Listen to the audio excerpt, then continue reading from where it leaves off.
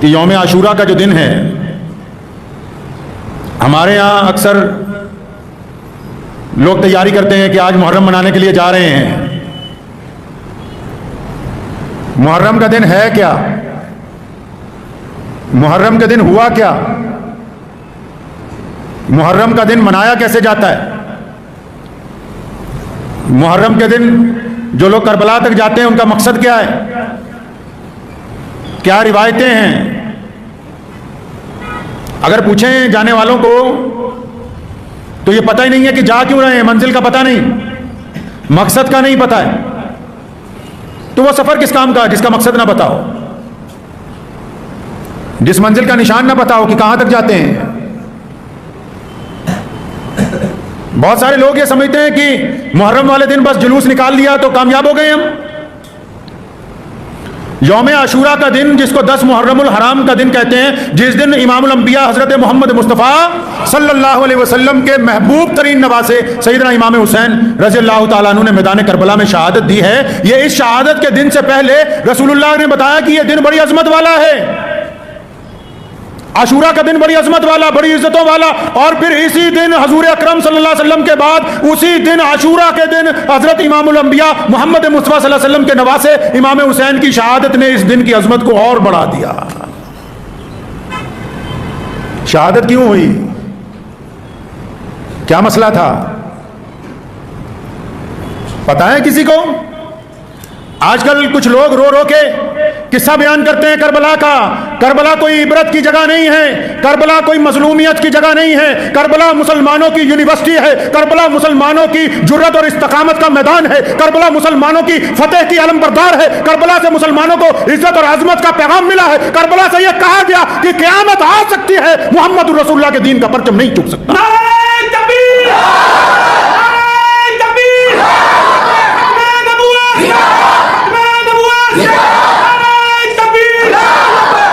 कुछ लोगों ने इस तरह वाकया बयान करना शुरू किया कि बस अपने चांदी के चंद सिक्के बनाने के लिए अहले बैत को मजलूम साबित करने की कोशिश करते हैं। अहले बैत से ज्यादा हिम्मत और जुर्रत का अलमबरदार कौन हो सकता है? मोहम्मद रसूलुल्लाह सल्लल्लाहु अलैहि वसल्लम की औलाद से ज्यादा ताकतवर कौन हो सकता है? ये मानते हैं कि उनके ऊपर पानी बंद कर दिया, लेकिन तारीख में ये लिखा है दीवार पर साफ कि उन्होंने पानी के चंद कतरों के लिए जालिम के आगे हाथ नहीं फैलाया। हुआ क्या था उस दिन? यौम आशूरा को इमाम हुसैन रज़ियल्लाहु ताला अन्हु की शहादत वाले दिन हुआ क्या? मामला क्या है? पंगा किस बात पे है? लड़ाई क्यों हुई है? इख्तलाफ क्या है? लोग कहते हैं कि कुफर और इस्लाम के बीच में करबला की जंग थी। कुफर और इस्लाम के बीच में करबला की जंग नहीं थी, क्योंकि मारने वाले भी नमाज पढ़ते थे। जिन जालिमों ने हजरत इमाम हुसैन रज़ियल्लाहु ताला अन्हु के खिलाफ तलवार उठाई, वो बदबख्त भी मेंबर के ऊपर खड़े होकर खुतबा देते थे। वो कुफर और इस्लाम के दरमियान ये जंग नहीं थी, ये जंग हक और इंसाफ के दरमियान थी। और अगर ये जंग ना लड़ी जाती और अगर ये जंग ना होती तो क़यामत तक दुनिया में गलत रवाज पड़ जाता, गलत रिवायतें पड़ जाती कि जो मर्जी आए, जितने मर्जी गलत काम करे तो चुप हो जाओ। सैयदना इमाम हुसैन रज़ियल्लाहु ताला अन्हु ने इन रिवायात को कायम होने से पहले ही तोड़ के जमीन में दफन कर दिया। मौला अली करमुल्लाहु वजहू, उनकी खिलाफत जब खत्म हुई तो मुसलमानों ने हजरत इमाम हसन रज़ियल्लाहु ताला अन्हु को अपना खलीफा बनाया। अब करबला के वाकयात तो उसको पता होंगे ना जो मोहम्मद रसूलुल्लाह से इश्क करता हो, जिसने रसूलुल्लाह सल्लल्लाहु अलैहि वसल्लम की औलाद को पढ़ा हो, मोहम्मद रसूलुल्लाह की अहले बैत की पैरवी की हो, जिन्होंने शराब के घूंट गले से नीचे उतार के लाठी डंडे लेके सिर्फ शोर मचाना, उनको क्या पता होगा कि मैदान करबला में इमाम हुसैन पहुंचे तो क्यों पहुंचे? इमाम हसन रज़ियल्लाहु ताला अन्हु कौन? हज़रत इमाम हुसैन के बड़े भाई, वो मुसलमानों के खलीफा बने। पता है आपको?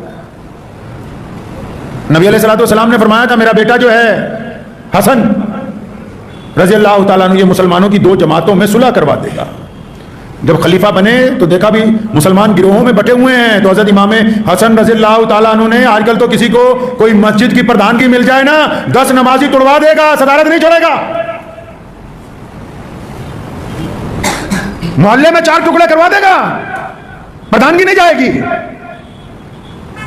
प्यारे नबी हज़रत मोहम्मद रसूलुल्लाह के महबूब नवासे इमाम हसन रज़ियल्लाहु ताला अन्हु, जिनको बाद में जहर दे के शहीद कर दिया गया, उन्होंने अपनी खिलाफत से इस्तीफ़ा दे दिया और हज़रत अमीर मुआविया रज़ियल्लाहु ताला अन्हु, जो कि अहले बैत से बड़ी मोहब्बत करते थे, हज़रत अमीर मुआविया को मुसलमानों का खलीफा बना दिया। इख्तिलाफ खत्म हो गया मुसलमानों में। इसके बहुत अरसे बाद जब अमीर मुआविया रज़ियल्लाहु ताला अन्हु की खिलाफत खत्म होने लगी, उन्होंने यजीद को नसीहत की कि तमाम सहाबा के पास जाना, बिलखुसूस इमामुल अंबिया हज़रत मोहम्मद रसूलुल्लाह के नवासे इमाम हसन के पास जाना, इमाम हुसैन रज़ियल्लाहु ताला अन्हु के पास जाना। अगर वो तुम्हें कबूल कर लें तो खिलाफत लेना, अगर वो तुम्हें कबूल ना करें तो खलीफा बनने की कोशिश नहीं करना। अच्छा जी, यजीद से झगड़ा क्या है इमाम हसन हुसैन रज़ियल्लाहु ताला अन्हु का? जितने करबला मनाते हैं आजकल, या जो बड़े ठेकेदार बन गए अब कि हम अहले बैत के ठेकेदार हैं, इनसे पूछें जरा हज़रत इमाम हुसैन रज़ियल्लाहु ताला अन्हु का यजीद से क्या झगड़ा है भाई? इमाम हुसैन रज़ियल्लाहु ताला अन्हु क्या खुद तो खलीफा नहीं बनना चाह रहे? किस बात की लड़ाई है?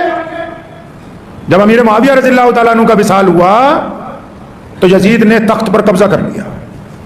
चुपचाप हलफ लेना चाहा कि अहले बैत अगर मुझ पर हलफ ले लेंगे तो फिर सारे मुसलमान मुझसे राजी हो जाएंगे। तो किस बात की नाराजगी? इस नाराजगी का तो किसी ने जिक्र नहीं किया कि नहीं मुहर्रम वाले दिन बढ़िया देग बनाओ, कोरमा बनाओ, बिरयानी बनाओ, जर्दा बना के बांटो, लंगर लगाओ, जुलूस निकालो। और अब तो अल्लाह माफ फरमाए ठेकों के ऊपर भीड़ लगी हुई है कई जगह, और जिसके नाम पर निकले झगड़ा क्या है, नाराजगी क्या है? यजीद क्योंकि गलत तरीके के साथ खिलाफत की कुर्सी पर बैठना चाहता है। यजीद के अमाल क्योंकि मोहम्मद रसूलुल्लाह की शरीयत के मुताबिक नहीं है। अगर यजीद को खलीफा तस्लीम कर लिया जाए तो मुसलमानों में रवाज पड़ जाएगा कि जो भी गलत आदमी हो, अगर वो तख्त पर बैठना चाहे तो चुपचाप उसको मान लो। सारे बड़े बड़े चौधरी डर गए। इमाम हुसैन रज़ियल्लाहु ताला अन्हु ने फरमाया कि मैं अपने नाना के दीन के अंदर किसी गुनहगार को दखल अंदाजी करने की इजाजत नहीं दे सकता। तारीख उठाइए, सिफारिश की गई, हजरत इमाम हुसैन की मिन्नत की है पहले, जो चाहें देंगे। हक बात कहनी, हक बात सुननी बड़ी मुश्किल है। कहा गया कि आपको जो चाहिए हम देने के लिए तैयार हैं। अगर कहीं की गवर्नरी चाहिए, कोई ओहदा चाहिए, माल दौलत जर जो चाहिए आपको देने के लिए तैयार हैं, बस आप इस खलीफा को मान लो। आज भी तो पूरी दुनिया में जो यजीद हैं, जो उसके तरीके पे चलते हैं, वो भी तो बार बार अहले हक को कहते हैं कि जो चाहिए ले लो और चुप हो जाओ। तो आजकल तो लोग दुकानें लगाए बैठे हैं। आजकल तो कौम को बेचने के लिए मंडी तैयार है कि जिसकी दुकान बढ़िया होगी, जिसके साथ ज्यादा मौलवी होंगे, ज्यादा लोग होंगे, उसका भाव अच्छा मिलेगा। भाई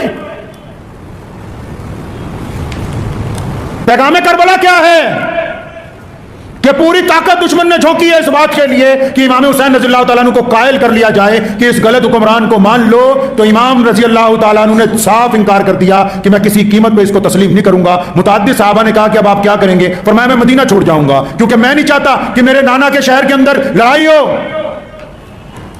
मदीना मुनव्वरा से अपने बच्चों को लेके, अपने भाइयों को लेके मक्के चले गए। इमाम हुसैन रज़ियल्लाहु ताला अन्हु मक्का मुकरमा में रहे। पूरी दुनिया से मुसलमान आते थे, मिलते थे। इतनी चिट्ठियां आई पूरे अरब में से कि आप आइए और यजीद को खिलाफत से उतार के खुद बैठ जाइए। एक आधी चिट्ठी नहीं, 3 ऊंट भर गए बोरियों से, जिनके ऊपर वो खतूत लादे गए थे, जो पूरे कूफे वालों ने लिखे इमाम हुसैन रज़ियल्लाहु ताला अन्हु को। मक्का मुकरमा से मशवरा किया सबसे, तो अपने भाई को हज़रत मुस्लिम बिन अकील को भेजा है वहां कूफा कि जाओ जाके हालात देखो। वो हुसैन रज़ियल्लाहु ताला अन्हु से पहले चले गए वहां। तो वहां जब पहुंचे तो लोगों ने उनके हाथ पर बैत की, मुस्लिम बिन अकील के हाथ पर बैत की कि हम इमाम हुसैन के साथ हैं। उन्होंने चिट्ठी लिख दी इमाम हुसैन को कि आ जाओ। इधर बैत होनी शुरू हुई, हजारों लोग बैत करने लगे। उधर यजीद को पता लग गया, उसने इब्ने ज़ियाद जैसे बदतरीन मलून को भेजा। उसने लोगों को डराया, धमकाया, और आखिर इस हद तक आ गई नौबत कि जब मुस्लिम बिन अकील नमाज के लिए खड़े हुए तो कूफे की जामा मस्जिद भरी हुई थी। जब सलाम पहरा तो पीछे कोई भी नहीं था। उनको गिरफ्तार किया गया, कूफे के एक मीनार पे ले जाके ऊपर से नीचे फेंका, शहीद कर दिया। तो फिर उनको कूफे में टांग दिया उनकी जिस्म को, ताकि लोग जो है खौफजदा हो जाएं। इमाम हुसैन रज़ियल्लाहु ताला अन्हु रास्ते में थे, खबर मिली कि आपके भाई को शहीद कर दिया है। तो खबर देने वाले को पूछा कैसे, किस हालत में था मेरा शहीद भाई? फरमाया लटक रहा था ऊपर सबसे ऊंचे मीनार पे लटकाया। फरमाया शहीद होने के बाद भी हमारा भाई सर बुलंद है, सरनगू नहीं है। चल पड़े हैं उसी तरफ। कितने लोग हैं भाई? सिर्फ 72 अफराद का काफिला है। किस बात के लिए चले? ताकि क़यामत तक आने वाले लोगों को यह बताना है, क़यामत तक पैदा होने वाले इंसानों को बताना है कि अगर कभी हुक्मरान जुल्म और ज्यादती करने लगे और सारी मखलूक उनके आगे सजदा कर दे, फिर भी जो अहले हक होंगे वो अपना सर कटाएंगे, अपना सर झुकाएंगे नहीं। वो करबला के मैदान में पहुंचे। कुछ बदबख्त आजकल ये कहते हैं कि सहाबा किराम रज़ियल्लाहु ताला अजमईन कहाँ थे? अहले बैत के तो सिर्फ 22 लोग थे, 22 अफराद रसूलुल्लाह सल्लल्लाहु अलैहि वसल्लम के घराने के थे। तो ये 72 में 22 के अलावा जितने हैं सब के सब सहाबा किराम रज़ियल्लाहु ताला अजमईन की औलादे हैं। हज़रत अब्बास बिन अली रज़ियल्लाहु ताला अन्हु जिनकी शहादत को बयान किया जाता है तो अब्बास के भाई अबू बकर बिन अली, उनका जिक्र नहीं, क्योंकि मौला अली ने अपने यार अबू बकर के नाम पर उनका नाम रखा है। सैयदना अब्बास की शहादत के साथ हजरत उमर बिन मौला अली, उनका जिक्र नहीं होता, क्योंकि मौला अली ने अपने दूसरे बेटे का नाम अपने यार उमर बिन खत्ताब के नाम के ऊपर रखा है। इमाम हुसैन रज़ियल्लाहु ताला अन्हु के चौथे भाई हजरत उस्मान बिन अली, 4 भाई साथ में गए मैदान बदर में। अब्बास बिन अली रज़ियल्लाहु ताला अन्हु, अबू बकर बिन अली रज़ियल्लाहु ताला अन्हु, उमर बिन अली रज़ियल्लाहु ताला अन्हु, उस्मान बिन अली रज़ियल्लाहु ताला अन्हु। लेकिन क्योंकि बाकी 3 का नाम रसूलुल्लाह के उन यारों से है जिनका नाम लेते कईयों को तकलीफ होती है, इसलिए मौला अली के उन बच्चों का जिक्र करना मुनासिब नहीं समझा मुनाफिक ने। जबकि इमाम हुसैन के साथ उनके चारों भाई कंधे से कंधा मिला के खड़े रहे और अपने भाई से पहले इन्होंने शहादत का जाम जो है उन्होंने किया है। हुर बिन यजीद एक शख्स था, उसने इमाम हुसैन रज़ियल्लाहु ताला अन्हु से कहा कि हज़रत आप ना इधर जाइए, आप मत इस लड़ाई को लड़िए, आप वापस लौट जाइए। बड़ी मिन्नत की, दुश्मन की फौज का जर्नैल था, नमाज भी इनके पीछे पढ़ी 3 नमाजें। तो जब हुर बिन यजीद की बात नहीं मानी हज़रत इमाम हुसैन ने फरमाया भाई मशवरा तो बहुत कर लिया, बीबी ज़ैनब से भी बात हुई, लेकिन बात बस वही है जो पहले दिन थी कि हम अपने नाना के दीन के ऊपर किसी जालिम को काबिज नहीं होने देंगे। 72 का और 22,000 का क्या मुकाबला है जी? ऐसा कौन सा दुनिया में बंदा होगा कि 72 लोगों को लेकर 22,000 फौजियों के सामने खड़ा हो? यह बताना चाहते हैं कि वो मजलूम थे। मजलूम नहीं, कायनात में बहादुरी जिस घराने से इंसानों को अता की गई वो घराना इमाम हुसैन शहीद रज़ियल्लाहु ताला अन्हु का है। जब जंग की भट्टी बिल्कुल तैयार हो गई ना, हुर बिन यजीद दुश्मन की सफों में से निकल के इमाम हुसैन के साथ आ गए। फरमाया मैं आपके खिलाफ नहीं लड़ सकता, आप रसूलुल्लाह सल्लल्लाहु अलैहि वसल्लम के खानदान में से हैं, आप उनके नवासे हैं, मैं आपके साथ लड़ूंगा। तो अल्लाह ने इतनी इज्जत दी कि पहली शहादत हुर बिन यजीद की हुई। और अब जब हम इमाम हुसैन रज़ियल्लाहु ताला अन्हु के रोजे पर अगर जाएं तो उनके रोजे पर जाने से पहले उनके कदमों में जिस शख्स का मजार है वो हुर बिन यजीद का है।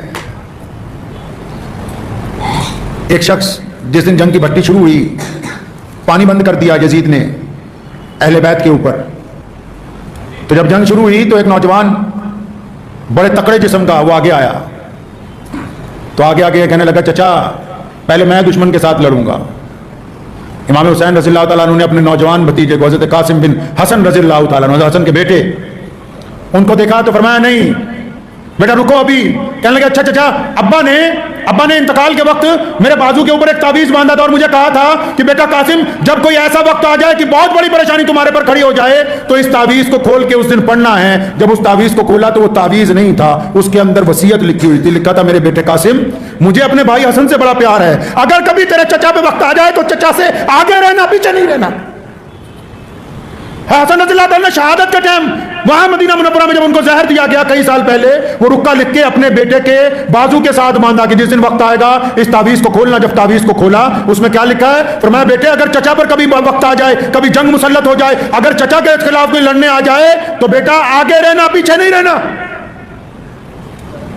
किससे सुनाते हो यार बार बार कि पानी के लिए तरस गए थे? ये बताओ दुनिया को कि इमाम हसन शहीद रज़ियल्लाहु ताला अन्हु का नौजवान बेटा कासिम जब घोड़े पे सवार होकर निकला है, एक बार हमला करता था तो 10-20 दुश्मनों को जमीन दोज करके फिर वापस आता था और बाद में आके अपने चचा से कहता था चचा ये दुश्मन बड़ा बुज़दिल है, इनमें हिम्मत नहीं कि हमसे टकरा सकें। हाँ अगर चंद कतरे मुझे और मिल जाएं पानी के, प्यास जब शिद्दत पकड़ती है तो मुझे वापस आना पड़ता है, अगर चंद कतरे और मिल जाएं इन सबके लिए मैं अकेला काफी हूं। हज़रत कासिम बिन हसन रज़ियल्लाहु ताला अन्हु ने जब बार बार हमला किया, शिमर ने और इब्ने ज़ियाद जैसे जालिमों ने देखा कि अगर इसी तरह हमला जारी रहा तो हमारा बड़ा नुकसान होगा, तो एक साथ कई 100 लोगों को बोला कि इसके ऊपर हमला करो। तीर फेंके गए तो हज़रत कासिम कि गर्दन में आके एक तीर लगा। मैदान जंग के अंदर जब गिरे तो बीबी ज़ैनब दूर से देख रही थी। हज़रत इमाम हुसैन रज़ियल्लाहु अन्हु को फरमाया, जाओ जाके अपने भतीजे को उठा लाओ। ऐसा ताकतवर बंदा, ऐसी हिम्मत और जुर्रत का आलम बरदार कायनात में कोई है तो बताओ।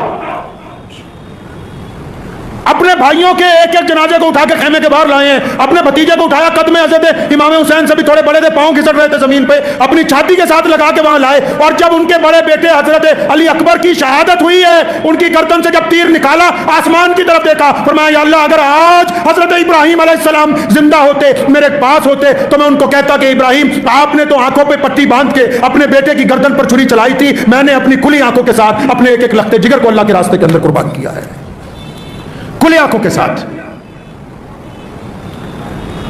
मैदान करबला में नमाज का वक्त होता है, तपती धूप है, एयर कंडीशन कमरों में बैठ के इमाम हुसैन की मनकबत बयान करने वालों, मैदान करबला में तपती रेत के ऊपर नमाज का वक्त होता है तो हज़रत इमाम हुसैन अपनी जमात के साथ नमाज अदा करते हैं तपती हुई रेत के ऊपर, क्योंकि नमाज उनके नाना सल्लल्लाहु अलैहि वसल्लम की आंखों की ठंडक है, नमाज कज़ा नहीं होने दी।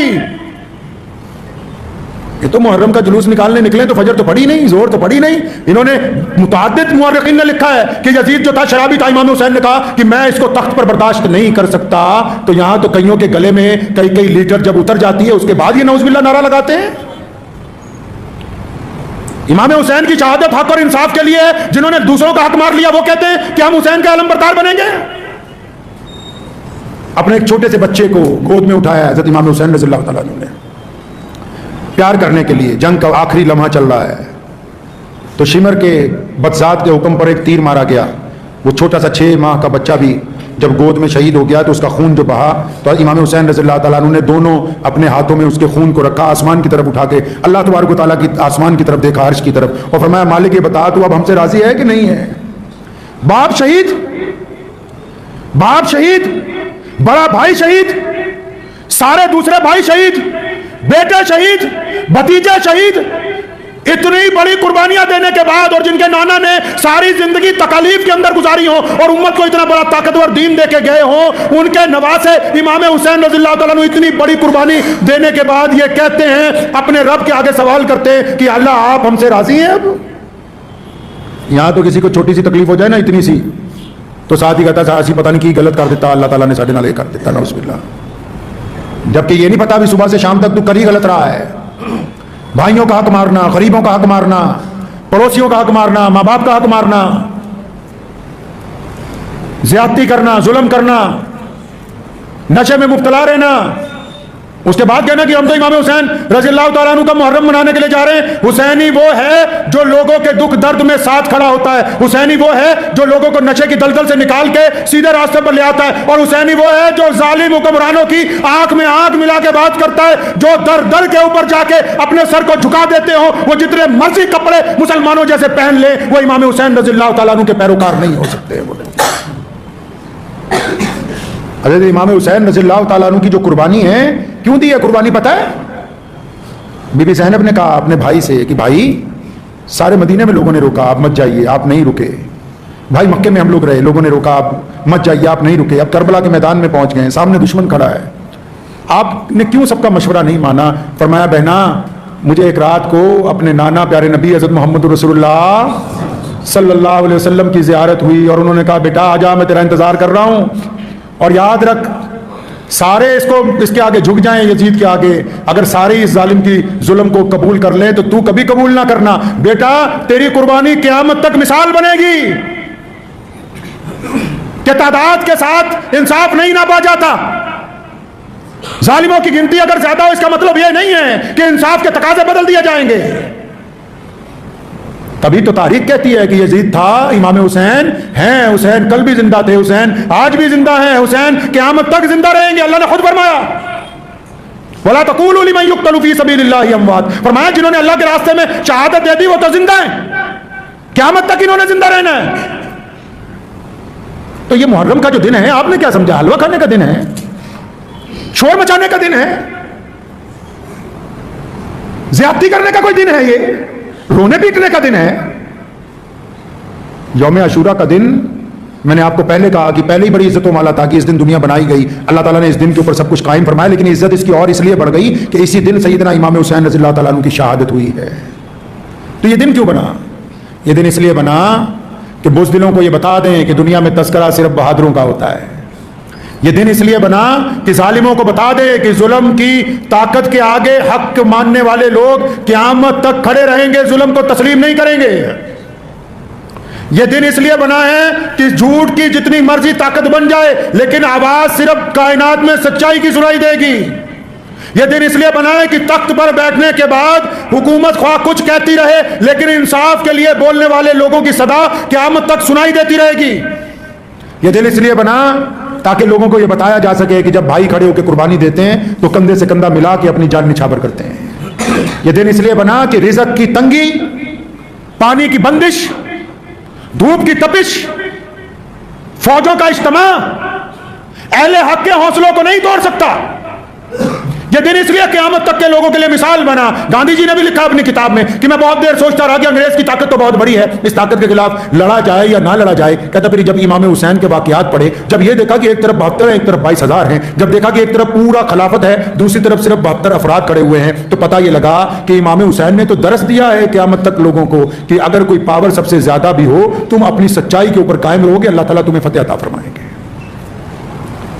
तो इसलिए याद रखें, जिन लोगों को मुहर्रम मनाना है ना भाई, जिन जिन लोगों को शौक है मुहर्रम मनाने का, तो पहले तो जदीद टेक्नोलॉजी के तहत अगर उनके मोबाइल में नचनियां नाच रही है, उनके मोबाइल की ब्राउज़र हिस्ट्री ये कहती है कि वो नापाक है, तो उनको अभी यह हक हासिल नहीं हुआ कि वो मौला अली रज़ियल्लाहु ताला अन्हु की औलाद का नाम लेके सड़कों के ऊपर उधम मचाते फिरे। नहीं, पहले उनको तौबा करनी होगी। मैं एक बात कहा करता हूं अक्सर, कहा अजमेर शरीफ जाना कोई बुरी बात नहीं है, लोग की बड़े फतवे लाते रहते एक दूसरे को, हम फतवों वाले मौलवी नहीं। मैंने कहा कि जाइए शौक से, लेकिन वहां से लौट के आने के बाद भी ठगी मारते हो, झूठ बोलते हो, तो पहले अल्लाह और उसके रसूल के मुजरिम थे, अब ख्वाजा मोइनुद्दीन चिश्ती के भी मुजरिम हो।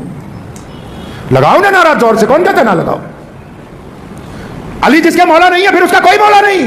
मोहम्मद रसूलुल्लाह ने खुद फरमाया जिसका मैं मौला हूं अली भी उसके मौला है। कौन कहता है कि ना नारा लगाओ इमाम हुसैन रज़ियल्लाहु ताला अन्हु की शहादत का? लेकिन नारा लगाने से पहले अपने दिल को पाक करो, क्योंकि ये जिक्र अहले बैत है, ये शराबियों के मुंह पर नहीं आ सकता। ये सैयदा आमना के बेटों का तस्करा है, ये नाच के नहीं बयान किया जा सकता। मैदान करबला की शुजाअत की दास्तान है, ये चांदी के चंद सिक्कों की खातिर फरोख्त नहीं की जा सकती। जो आज भी जुल्म के सामने सरनगू हैं, वो ख्वाह जितना मर्जी तमाशा कर ले, क़यामत वाले दिन सैयदना इमाम हुसैन रज़ियल्लाहु ताला अन्हु के नाना शिफात उन्हीं की करेंगे जिन्होंने इमाम हुसैन की रिवायत पे अमल किया होगा। जो हुसैन की रिवायत पे अमल नहीं करते वो जन्नत के हकदार नहीं हो सकते। तो बस इन दिनों के अंदर कोशिश कीजिए कि अपने आप को अच्छा बनाना है, अपने किरदार को अच्छा बनाना है, जालिम का साथ नहीं देना, चाहे जुल्म कहीं हो रहा हो, घर में हो रहा हो, पंचायत में हो रहा हो, पड़ोसी के साथ हो रहा हो, मोहल्ले में हो रहा हो, शहर में हो रहा हो, जुल्म का साथ नहीं देना है। जो लोग जालिम के हक में चुप हो जाते हैं वो हुसैनी नहीं है। ये जो दिन चल रहे हैं मुहर्रम के, 2 मुहर्रम से लेकर 10 मुहर्रम तक, आपको क्या पता, हमें क्या अंदाजा हो सकता है ये दिन मैदान करबला में अहले बैत ने गुजारे हैं। इन दिनों में उन्होंने भूखे प्यासे रह के रसूलुल्लाह के दीन की हिफाजत की है। ये वो दिन है जिनकी वजह से आज ये दीन हम तक पहुंचा है। वो शहादत अगर उस दिन ना होती, इमाम हुसैन अपने औलाद के साथ, भाइयों के साथ अगर ना डटते, तो कौन था जो क़यामत तक इन मसाजिद को ऐसे कायम रख सकता जो आज हैं? वरना जो बादशाह बैठता वो कहता कि दीन तो मेरे मुताबिक चलेगा। सैयदना इमाम हुसैन की शहादत ने बता दिया कि आज भी दीन मेरे नाना मोहम्मद रसूलुल्लाह के मुताबिक चलेगा और क़यामत तक ये दीन मोहम्मद